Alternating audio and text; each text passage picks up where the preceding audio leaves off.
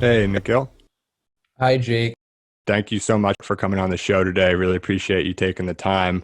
You have a super interesting background. You're well known for your career in VC, mostly at Shasta Ventures. Recently, you've been writing a lot on Substack with your publication, The Next Big Thing.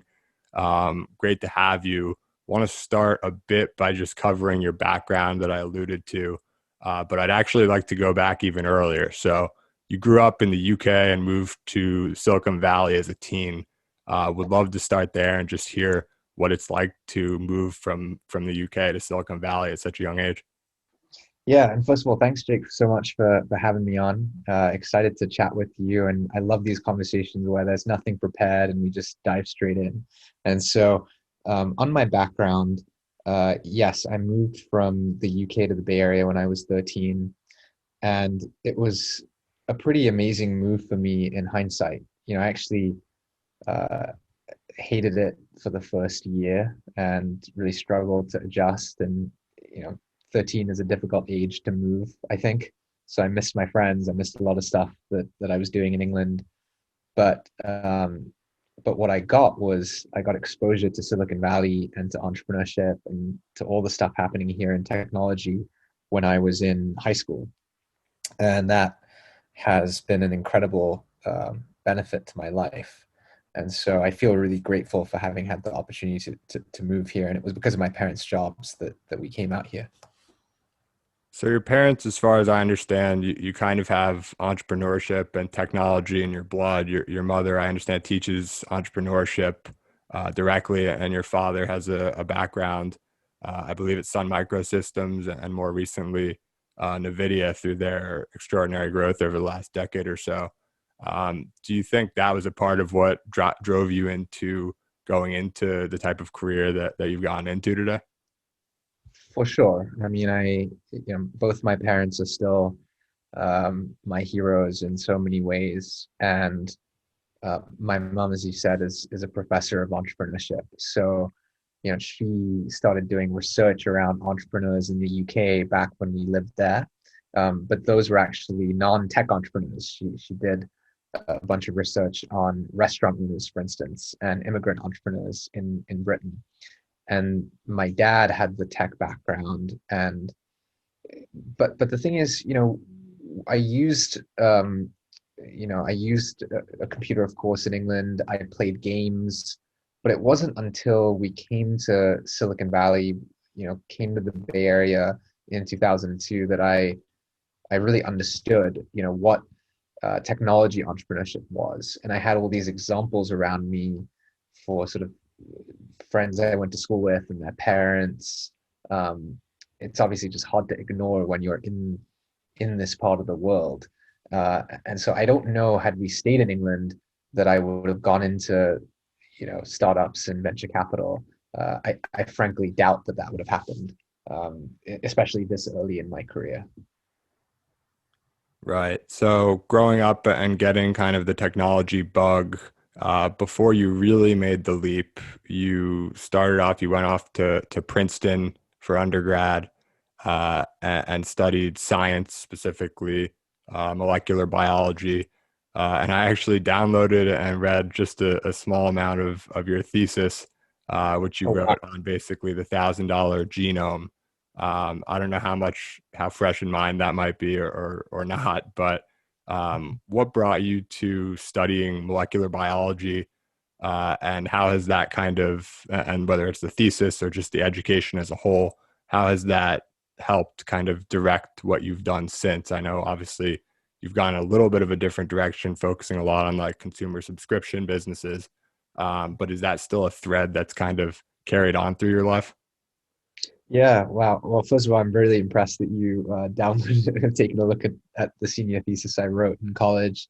I studied molecular biology because I've always been curious about lots of different subjects, but I felt with bio in particular, if I didn't study it in school, I would never get a chance to properly learn it.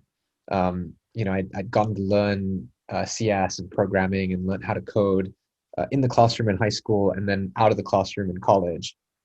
But molecular biology felt like one of those things that I had to be in the classroom to learn. And so that was actually part of the reason why I ended up studying it, and of course also because I was passionate about the subject. I would say, I don't know how much bio I know anymore, and I've definitely forgotten a lot of like what we learned in organic chemistry and biochemistry and some of the classes that I didn't like as much and suffered through. But what I what I really appreciate about Princeton is, the chance to learn how to learn and learn how to think and learn how to write. And I've applied all those things to um, my day job in venture capital since. Uh, and then in bio in particular, I think having grounding for the sciences has helped me evaluate some frontier areas. And so I have made a few investments at the intersection of healthcare and biology and computing. And I think those investments would have been harder to make as a VC had I not had some background in the area and in the subject. You mentioned learning how to think, learning how to learn, learning how to write.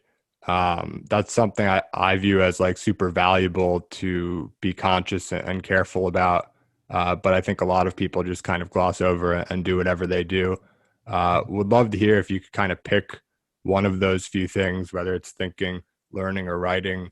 Would love to hear any framework or just principles that you have in thinking about those pretty fundamental things. What's interesting is I think actually all three are interconnected for me. I found that I learn and I think when I write, and so that's partially reflected in the newsletter Next Big Thing. And if you look at my Rome research uh, workspace, you'll see that I'm constantly jotting down thoughts about different companies and different sectors, from different conversations that I've had, as well as from things that I'm reading. And so I actually, again, this is probably not a brilliant or novel insight, but for me, all three are really interconnected. And, just building a daily habit or some sort of ritual around writing has been a huge unlock for me in learning better and thinking better, especially over the last 6 months. You mentioned Rome research. I wanted to kind of tick chronologically through your background a little bit, but I'm getting distracted now. Your first post on Next Big Thing was actually about the different note-taking apps and how I think you wrote about how at the time, and this was earlier this year, you had switched kind of during the heat of the pandemic and the initial shelter in place in the Bay Area, you had switched from Evernote to Notion, which you were really enjoying. And then you had tried Rome Research and you liked it, but you had just switched and it was a little bit, wasn't matching up perfectly for you personally. But now I understand you're actually invested in Rome Research. Just the other day, I saw you retweeted the founder on some positive news of their growth and how they're doing it all impressively without marketing and without even like a mobile app or anything like that. Have things changed, I'm assuming, since your initial post in terms of what you think of Rome and how you're using Rome today? They have, and maybe one day I should write a follow-up post to that first essay. Basically what's happened in the last couple of months for me is I really tried to apply myself to get into Rome. And the reason is I was realizing in Notion that, I had different pages for different people and different firms and different companies, but they weren't connected together. And that's precisely what Rome solves for through the bidirectional linking system they have. And so I actually realized, like, wow, I think I need that functionality. So I need to invest the time in Rome to figure out if it can work for me. And so that's what's led me, more recently to get into Rome. And now I just think it's amazing. I mean, I feel bad actually that I was so naive when I wrote that first essay, because I hadn't, properly applied myself to figure out Rome. And so I'm delighted to be a Rome user now. I think I'm still a noob relative to some of the power users and the cult followers of Rome who have figured out how to use it way more impressively than me. But uh, but I'm an enthusiastic user and delighted to be an investor in the company as well. Yeah, it's interesting. I actually just started with it almost exactly a month ago because I got the email yesterday that was like, or not the email, but a reminder that I sent myself, which was, if you don't want to use it, you need to cancel now. Mm-hmm. And I haven't myself invested the time. I think I'm probably more along the lines of the first time you tried it, where you just kind of passively saw what it was about and tried it like you would any other notes app. But I probably need to take the plunge, or not need to, but I think I'd be interested in the possibilities and the things that I could learn from taking the plunge. Was there anything specific in terms of resources? I know there's a ton out there, but anything that you found super useful? I just got going, I got going with square brackets for different core concepts in notes that I was taking with a conversation, and then it just started to work for me and spiral from there. And and I do think a few of the YouTube tutorials are good, but I actually haven't invested that much time in them. I've just tried to figure it out by being inside of the product and using it. Well, that works too. So going back to your story a little bit, you're at Princeton, you're studying molecular biology. It's around that time you started the company Artsy. Yeah, so what happened with Artsy is that Carter Cleveland, who's the founder of the company, had the idea to build a site to democratize the art world. And he came up with this idea in the fall of 2008. He was a senior at Princeton and I was a sophomore. And so I actually hadn't declared yet that I was going to study more bio, even though I was taking organic chemistry that semester, for instance. And so I had a sense that I was going to study it. Um, and I just began working with him on the idea, and one thing led to another, and suddenly we were working on it full time. We moved into my parents' house the summer of 2009 to be in the Bay Area and focus on Artsy, and and so that was the initial journey there. Was that a formative experience for you as an entrepreneur? Obviously, you went on and pretty quickly shifted to VC, but I don't Yeah. think that necessarily tells that it wasn't a great experience for you. It was a super formative experience for me on a number of dimensions because we really struggled to find product market fit in those early days. And so I think still today, having the empathy of a founder and what a founder goes through to sort of get something from 0 to 1 is something that I'm lucky to have from those days. The other thing that was so formative about it is I met a lot of people in the venture world and in the broader entrepreneurial ecosystem just that summer of 2009 who have remained colleagues and friends and collaborators to this day. And so, uh, again, this was not intentional at all, but Artsy and the journey there has really benefited me. Uh, as you alluded to, I realized about a year later that art was never going to be my life's work, and that actually the light bulb had gone off for me when we were pitching investors that at some point I'd love to be on the other side of the table, which is what sparked my interest in ventures specifically as well. Um, and so credit to Cotta and the rest of the team who took Artsy forward and have built it to where it is today. Um, but I feel very lucky for the time I had there, and then I got to go down this venture path. So you spent the better part of the last decade at Shasta Ventures. Before that, you did a short stint at Insight Venture Partners.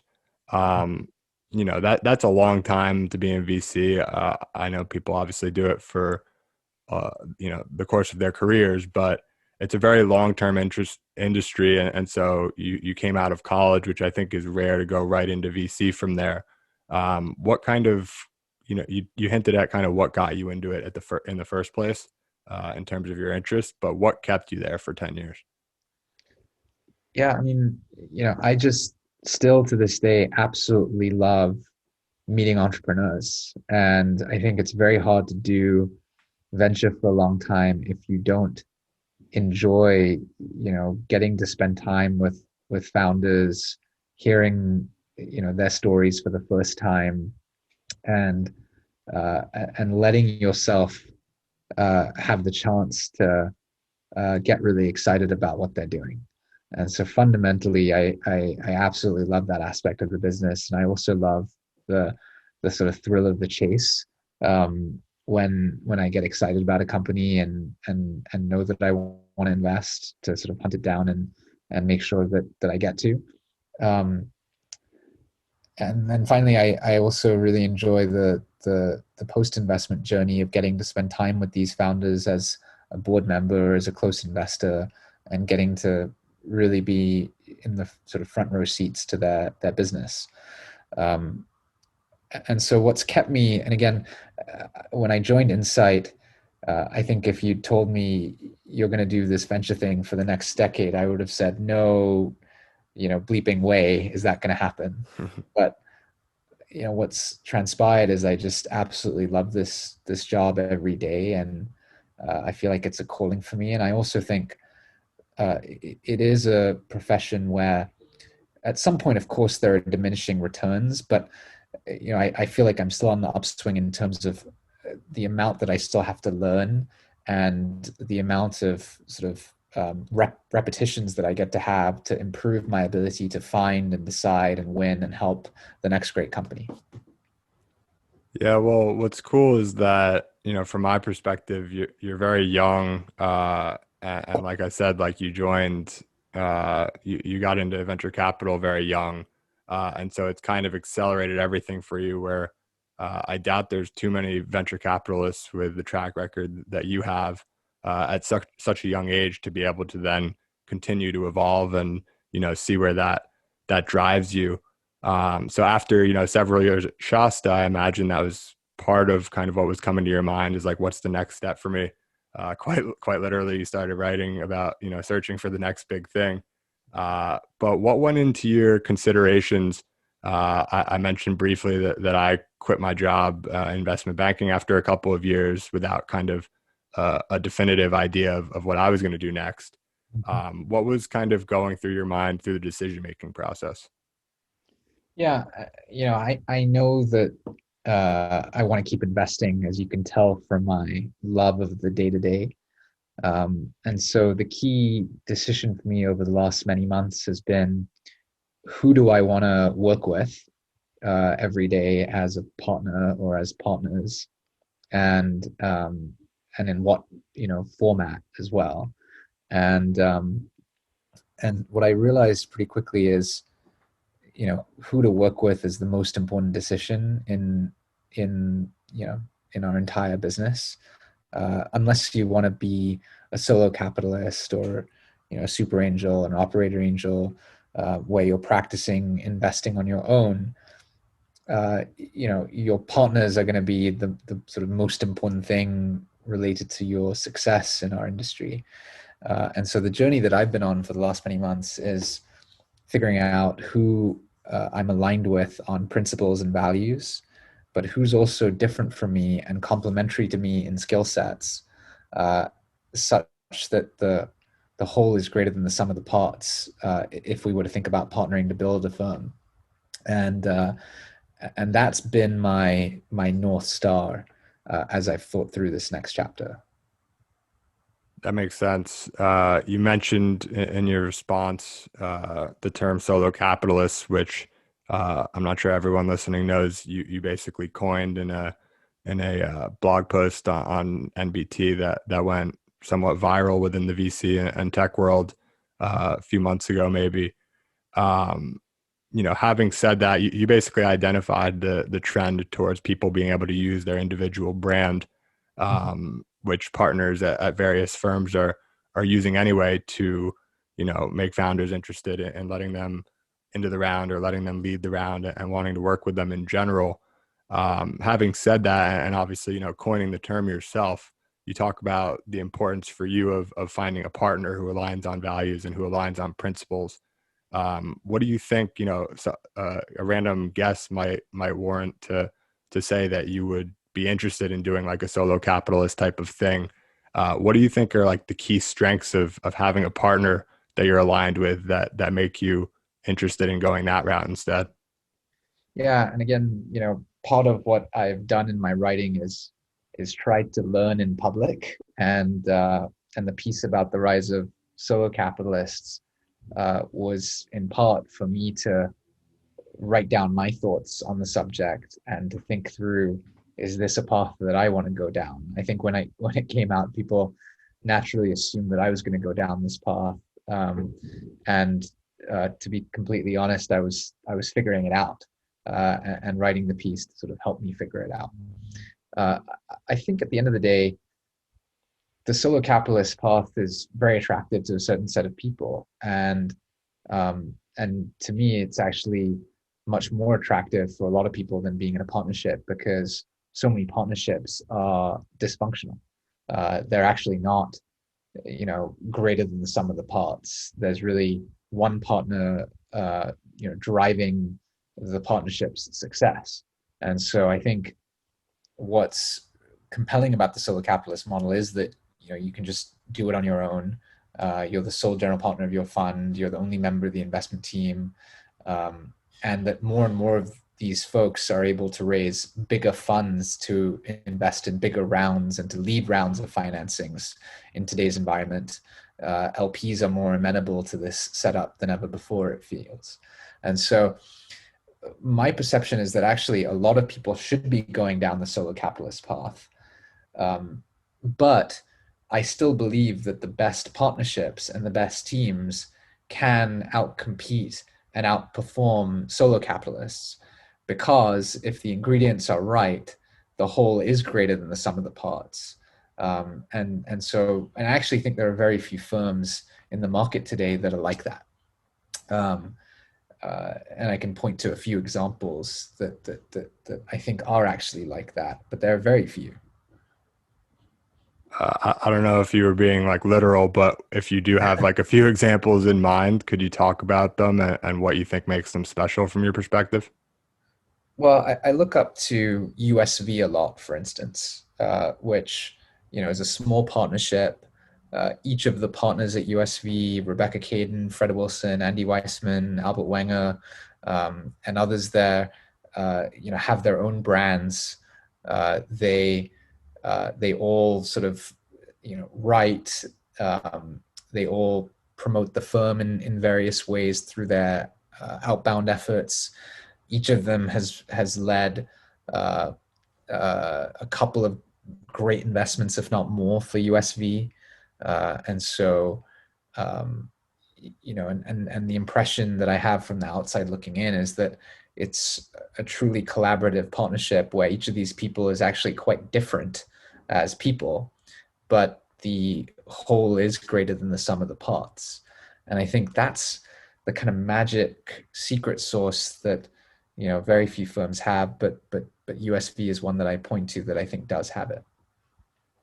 Right. And you talked about the branding, but they've also been pretty, I've read some stuff that they've either talked about, or I've read some stuff that they've written about, or heard some stuff that they've talked about in regards to, putting a lot of attention on the shift of power within the partnership from Fred and Brad to people like Albert and Andy and alike. Yeah. That was something that you talked about in your series that started with the rise of the solo capitalist, but then had a few articles thereafter on general shifts and trends that you were seeing in the VC space. Is this something that you would think about in your own investing endeavors to create something that could be lasting even beyond yourself? Absolutely. And frankly, that's the most powerful motivator for me, to have a partnership and a team from day one versus be solo. There are examples, of course. Don Valentine is the most famous one, of someone who started a firm in Sequoia on their own, and that firm now lives beyond them. But I think those are are fewer and farther between than the sort of foundation of a partnership from day one.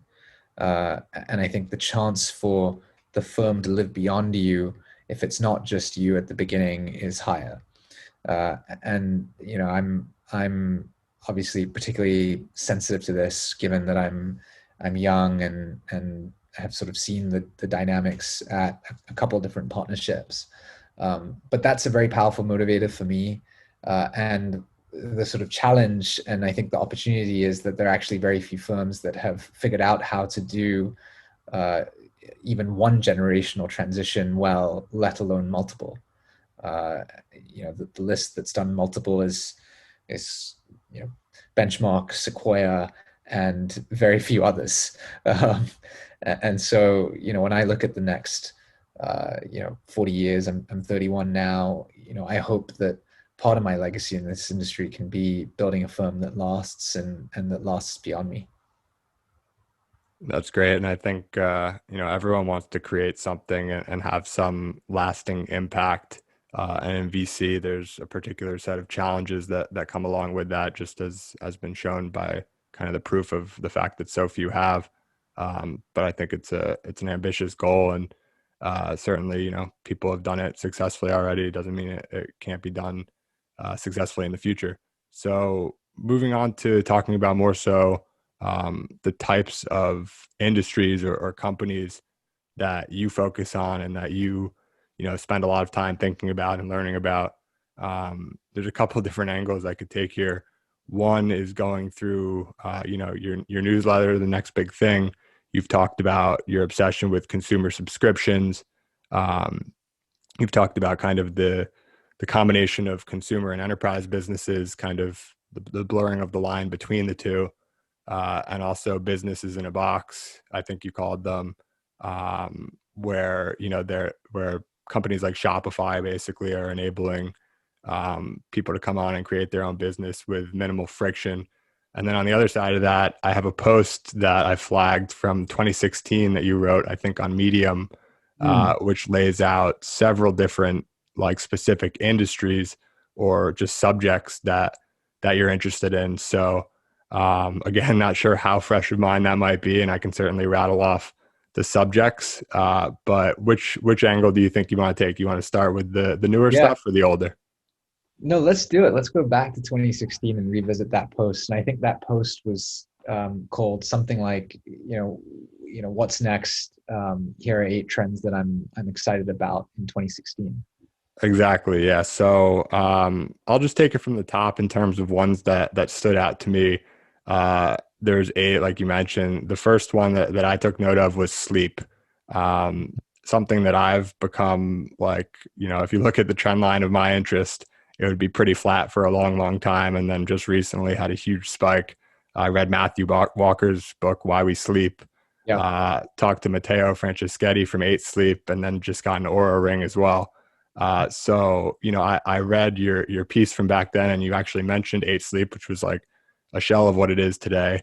And you mentioned a number of other companies. I think market mapping is something that, as far as I've seen, you do super well.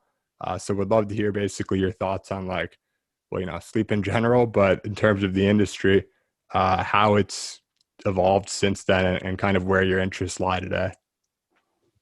Yeah.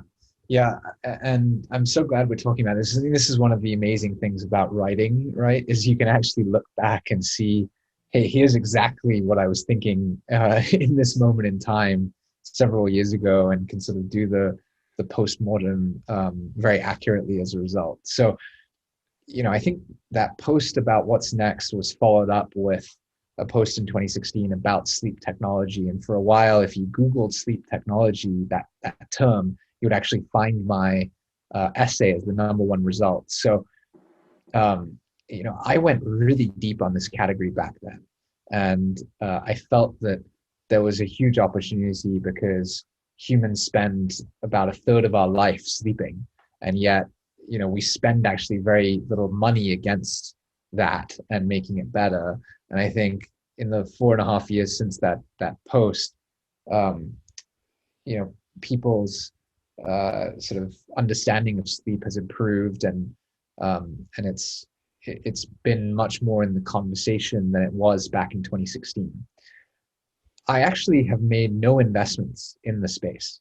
And that's the biggest disappointment if I reflect on the last 4.5 years, that despite having met with a ton of companies, I didn't make an investment around it. And I think the most interesting ones that I spent time with were 8 Sleep, for instance. I went to Matteo and the team's office multiple times. I tried the product. It was very early, and I think it's taken 4.5 years to make the product a lot better. And I think what they're doing now is interesting. And then probably the couple companies that have done the best in this category since have been Ura, as you referenced earlier, which didn't exist back then, but with the ring form factor as a way to very easily track sleep, because people can just keep wearing the ring while they're sleeping. I think Whoop has also done a good job, and I spent a bunch of time with Will back in the day. I'm really impressed by how he and that team have executed across many years. It's been a long journey to get to where they are today at Whoop. And then finally, I think Apple, with the watch, and is a key player here. But to me, there's still so much opportunity to help people sleep better, help people fall asleep in the first place as well, help people feel better when they wake up. And so I still think we're just scratching the surface, and perhaps companies like Ura and Whoop and the Apple Watch, as they get more adoption, are going to be enabling technologies for a whole bunch of other applications within sleep technology.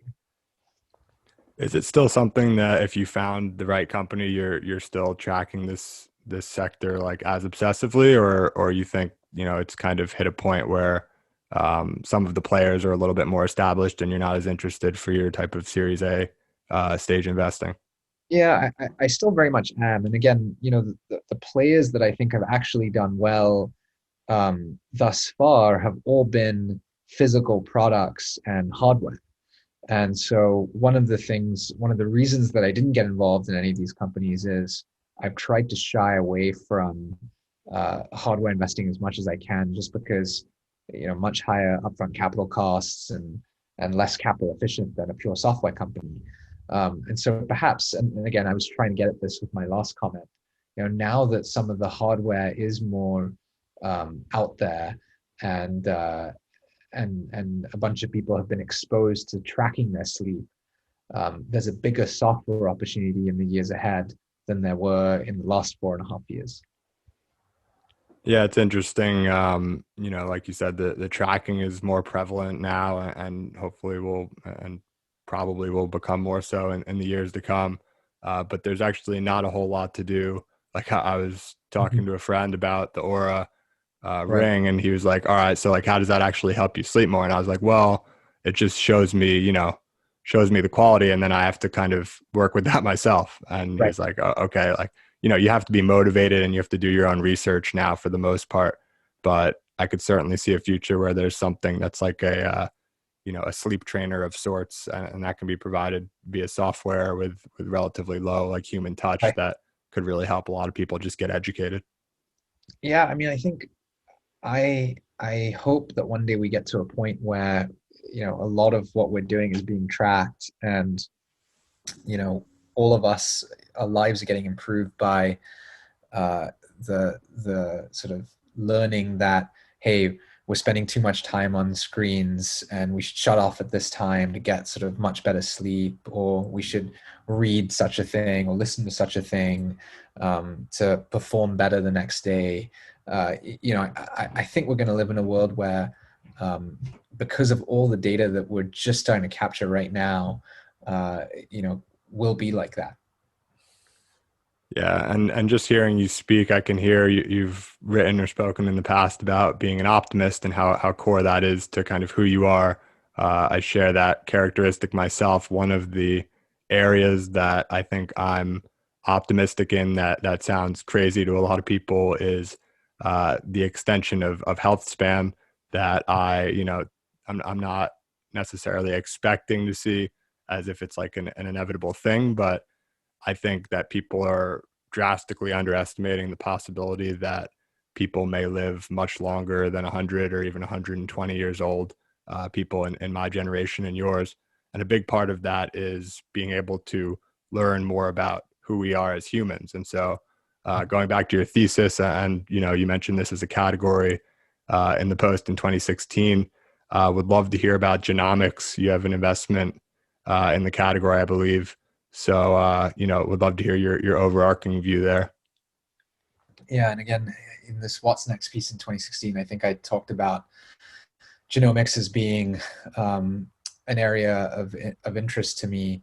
Have invested in a few companies related to genomics, such as Color Genomics, Color.com, which does genomic testing for consumers. I've also invested in a company called Allstripes, formerly known as RDMD, which is helping patients that have rare diseases aggregate their data, including genomic data, to help find diagnostics and treatments for these rare diseases. I think again here we are just scratching the surface of what's possible, and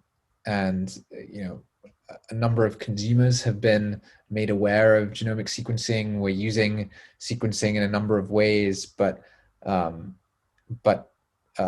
there's still, I think, a ton that needs to happen for the sort of usefulness of genomics based on the analysis of genomic data to be more widespread. So in that thesis you wrote, it's going to be maybe funny looking back because that was in 2010, I think, but you wrote about the impressive acceleration of sequencing and how cheap it was getting relative to the past and quick. But you wrote that the real revolution you expected to be more so in the 2020s or even beyond. Is that still something where you think we're on pace to see meaningful leaps forward over the next decade? I think so. I mean, look, I think, actually what I got wrong to a certain extent in my senior thesis at Princeton in 2010, 2011 was it wasn't third generation sequencing technologies that were the big unlock. It was second generation, what we call next generation sequencing technologies, primarily by one company, Illumina, that blew open this market and that made it a viable category. And then other companies such as 10x Genomics have sort of capitalized on that opportunity. But the analysis of genomic data is still pretty rudimentary in my, again, I'm not an expert on this anymore. But as I follow the space, it still feels like computational analysis of genomic data is actually pretty early. And so I think as computing becomes more and more powerful, as we get more and more genomic data, as that data becomes more accurate, the possibilities are endless in how we use it. So another one you wrote about back a few years ago was self-driving cars, which has become a bit of a hot button topic just because people, I think, on the one hand, they're expecting them to become like really popular and all over the streets, tomorrow, figuratively. And then on the other hand, there's a segment of people who are like, yeah, that's just, that's all talk and that's not actually even coming. I have a lot of interest in the space. I think it's, this is just my personal view, but I think like the government should be doing more to encourage self-driving cars. It's it's the third leading cause of death in the United States overall, first from people like ages 5 to 30, I think it is. And it's killed, I've been following as a way of kind of putting COVID into perspective. I've been following on a global scale how road traffic accidents have correlated with, not correlated, but how they've tracked against COVID deaths. And it's been, I just checked actually in advance of this call, and for the first time, COVID has killed more people this year than road traffic accidents, but it's about equal. So I think it's like a highly underestimated cause of death, and that's ultimately what we should all be trying to beat. Do you have an updated view from 2016 on self-driving cars and where you think they could go? Yeah, I don't have a nuanced opinion right now. I think actually the technology is further along than a lot of people think. And even if any of your listeners have, driven a Tesla with the latest software updates for autopilot, it's pretty amazing what these cars can already do, especially for freeway driving and automatic lane changes and, automatic parking and automatic summoning. So I actually think you're right that the technology is pretty far along for something like self-driving, but the barrier is policy, and the barrier is all of the systemic changes that need to happen to enable a self-driving world, because they're pretty significant. And there's also a lot of competing forces against having that world happen because of the potential ramifications for jobs, right? And for instance, the trucking industry is just taking one example for what what a lot of people fear about a self-driving world and what it would do to certain jobs. I think one thing that COVID-19 has revealed, hopefully for everyone who's following, is there's a lot of things that technology alone can't solve, and I think this year for me and hopefully for others has been a sort of rude awakening on the importance of policy and technology, government and tech working together to tackle something like a pandemic, to tackle something like the climate crisis, to enable a self-driving world. And the two have to be able to work together for these things to actually happen. Yeah, it's interesting. You mentioned Tesla and the progress they're making. Like I've been basically a Tesla fanboy shamelessly for the last, really since 2014, I think. In my gap year, I kind of stumbled upon them as an investment from someone who was more familiar. But Q3 last year, there was like a one sentence in their earnings that I didn't think got nearly enough attention, which was basically saying that their autonomous driving technology, as is for when people could put it on autopilot mode, had basically a 9x less accident rate versus the human error average of people driving manually in the United States. And like I thought that was amazing and totally would never have guessed that if not for the publication of it. And granted, like, they're not dealing with some of the more complex driving cases yet. And so there's certainly some nuances there that make it maybe not as stark as it seems. But that to me was like super optimistic about where we could be headed in the short term. Totally. Yeah, that's wild. It's amazing. So I know we're coming up on time here. Want to give you the last word to tell people where to follow you and find your Substack and things like that. But before we get there, last question: what are you spending your days doing? A lot of these days, you made a pretty unique and I think very bold move to leave what was a very comfortable career where you kind of see the future, and it looked good probably. And now you're following your passions a little bit more, I assume. How are your days taking shape? Yeah, I'm spending most of my time with partners for this new firm. Both general partners and limited partners, and I'm really plotting out, what this next 20 plus year chapter is going to look like. I've wanted to follow the path of my heroes, such as Don Valentine and Andy Rachleff and Fred Wilson and Josh Koppelman, who have built firms that either already lost beyond them or they will. And so I'm spending all my time sort of thinking about that and making things happen to set that up. And then I'm also spending a bunch of time still meeting with entrepreneurs. I've made I think it's 11 investments now since July 1st, since I left Shasta. And finally, I'm writing, and I'm trying to write something every week still. And so the thing that I need to do this evening after our episode here is write the latest post for tomorrow morning. Awesome. Well, thank you so much for giving me some of your valuable time today and sharing it with everyone who tunes in to listen. Want to give you the last word, like I said, to point people to your Substack or just talk about anything that we didn't get the chance to cover. But thanks again, Nikhil, for coming on today, and wish you all the best with everything moving forward. Thanks so much, Jake, for having me. And I think the best way to reach me is as you did on Twitter, where I'm just at NBT, my initials. And also would love for you to read and engage with my writing at nbt.substack.com.